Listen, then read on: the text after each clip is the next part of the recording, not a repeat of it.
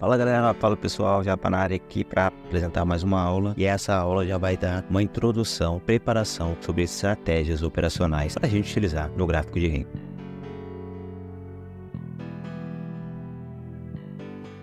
Nossa aula de hoje será sobre estratégias operacionais para usar com o gráfico. Começar a abordar assunto relacionado ao uso de estratégias com o gráfico. Não vou passar e apresentar estratégia. Calma. Vamos ver um pouco mais uma base e aí a gente vai direto ao ponto nas estratégias, tá? Não vou querer te enganar para te segurar até o final do vídeo. Mas é importante saber alguns pontos que eu vou apresentar aqui nesse vídeo. Então vamos aqui para a tela. Vamos falar um pouco de estratégias e setups. Basicamente, né? Um setup é um conjunto de regras que vai determinar uma entrada de uma operação no gráfico. E chamamos de setup porque ele utiliza sempre um padrão que vai nos dar o sinal para entrar nas operações. Então, se a gente tiver um conjunto de padrões, de regrinhas, de condições, a gente vai chamar isso de um setup. E eu estou dizendo que a gente vai ter vários setups relacionados a algumas estratégias. A palavra-chave, então, aqui é regras. Por que a gente precisa ter regras e seguir bem um setup bem definido? Se a gente não tiver critérios para sair do mercado, vai acabar abrindo operação, abrir e fechar na sorte e deixar que o emocional nos diga a hora de sair da operação ou não. Então, é importante a gente ter isso bem definido. Olha só, nenhum setup é o santo grau do trader. Isso quer dizer o quê?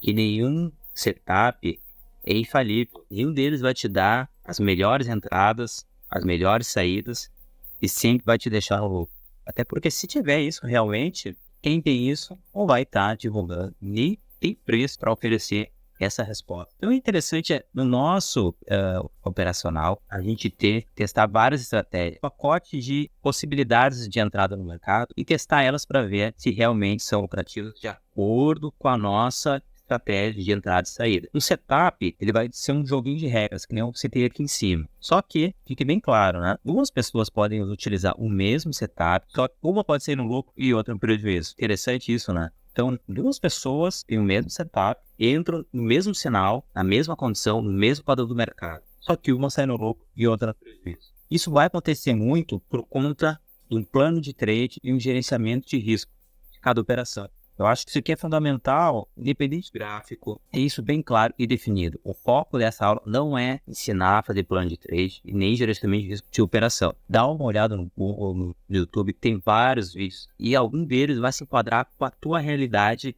financeira, principalmente, e também emocional. Setup é setup, a gente tem que seguir ele. Se tu colocou o teu setup no teu plano de trade, no teu operacional, tu tem que seguir rigorosamente o sinal do setup, daquilo que tu definiu na tua estratégia. Tu não pode fugir dela, senão tu vai sair da estatística da tua estratégia, do teu setup. O trade aqui, para te operar, tem muito a ver com estatística. Nada vai ter 100% de acerto. Mas se a gente tiver muitos setups, operações, uma taxa de acerto alta, é bem provável que a gente se mantenha mais tempo nas operações no mercado e perder. Junto do plano de trade, é interessante que cada um tenha um plano diário, tem que ter uma meta diária, semanal e mensal e também definir seus limites de perda. A gente só pensa em ganhar. A gente tem que saber que tem perdas também. Se a gente só analisa no dia, é muito complicado. Mas se a gente, por exemplo, inicia uma semana, no primeiro lote, no primeiro dia, que a gente tem ainda mais 4 dias da semana para dar virada. A gente não pode se abalar no primeiro dia das operações. A gente só vai ter uma condução boa da nossa performance se a gente tiver um plano diário, semanal, revisar o que a gente fez errado no dia, revisar o que a gente fez de errado na semana e ver como é que foi o fechamento do mês. Outro ponto importante que tem a ver com gerenciamento de risco é a relação risco-retorno das operações, que é o famoso 3-1, 2-1. Quanto que eu estou arriscando perder para ganhar? Ou também pode ser o outro lado. Quanto que eu quero ganhar e quanto que eu estou disposto a perder. Então, se eu tiver uma condição ideal, o que seria uma condição ideal? Até todo mundo cita, né? Principalmente os teóricos falam, se eu tiver uma relação de 3-1, ou seja, eu aceito perder 1 desde que eu ganhe 2 ou 3 vezes aquilo que eu estava disposto a perder. Se aqui nessa operação, vamos considerar que a gente está com uma operação de alta e eu tive aqui uma viradinha de volta. Então, numa relação ideal, vamos falar aqui de 3 e o meu risco da operação está fora da saída da virada de volta. Então, se eu entrei na venda, aqui eu tenho um bloco para reverter e eu vou colocar o meu meu stop aqui. Eu fiz a entrada aqui e o meu stop na operação. Qual que é a minha relação aqui de perda se o mercado voltar até lá em cima? Eu tenho um box, dois box. Dois box seria o mínimo da reversão para a virada de box e gerar um box positivo aqui no trade. Vamos considerar dois box. O ideal mesmo seria colocar o stop atrás da última velhinha, do último pavio. Então, se eu fizer uma relação de 3-1, eu estou disposto a perder aqui dois box, eu vou ser stopado aqui, então eu preciso ganhar 3 vezes mais que isso. 6 box. Então, eu tenho 1, 2, 3, 4. Veja que nessa operação, eu teria um respiro ainda do mercado, ó. Ele teria voltado ainda um pouco, para depois voltar a cair, e a partir deste ponto, pegar mais 1 e mais 2. Eu ia pegar 6, 1, 2, 3, 4, 5, 6. Eu teria que esperar o all em 6 boxes de operação. É uma operação muito longa, tá? 3-1 é uma operação muito longa. Então, por isso, a gente pode utilizar uma relação menor, 2-1, já é bem interessante. Uma relação boa, 2-1 ou então 1-1. Se a gente fizer a mesma entrada, agora verdinho, tá? Vamos considerar o mesmo stop de 2 boxes, tá? Então, aqui, 2 boxes. Uma relação 2-1, eu vou perder 2 boxes para ganhar 4. Eu tenho 1, 2, 3, 4. Então, a minha saída teria saído aqui. Pois eu aceitei perder 2, mas vou ganhar o dobro. Então, a longo prazo, se eu tenho uma relação 2-1, se eu fizer 2 operações e uma sair no lucro e outra no prejuízo, eu ainda saio positivo no dia, percebem? Porque eu vou ganhar mais vezes do que eu vou perder. Posso também usar uma relação 1-1.